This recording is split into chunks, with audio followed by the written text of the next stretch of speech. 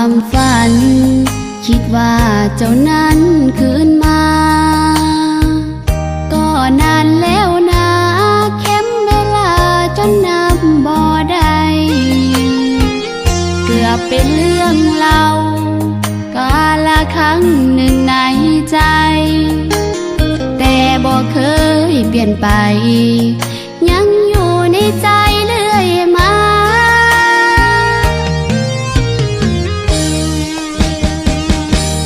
อยากรู้ว่า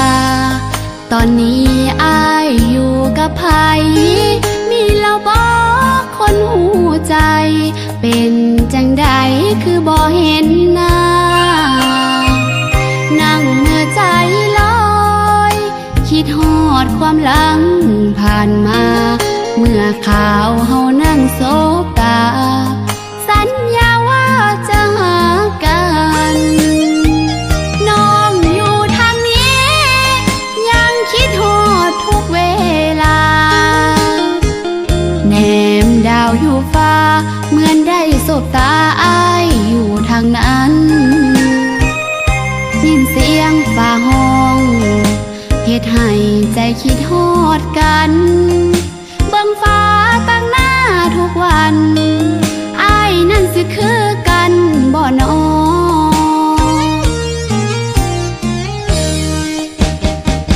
ก้อนเมฆสีเทาโฮมกันเข้าปิดดาวดวงนั้นสัญญาณใจเลยถือกี่ตันให้น้องนั้นบ่ได้คิดโตปากลมห่มฟ้าไปบอกว่ามีคนรอหากได้ยินก็ช่วยติดต่อส่งข่าวได้บอกน้องคิดฮอดอ้าย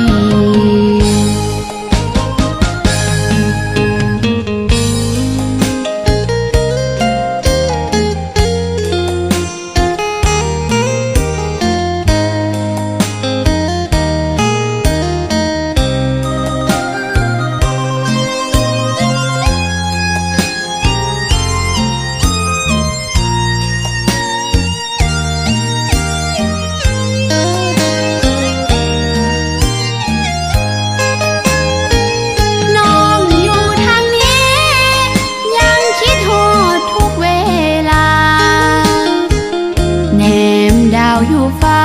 เหมือนได้สบตาอ้ายอยู่ทางนั้นยินเสียงฟ้าห้องเฮ็ดให้ใจคิดฮอดกันเบิ่งฟ้าตั้งหน้าทุกวันอ้ายนั่นสิคือกันบ่น้อ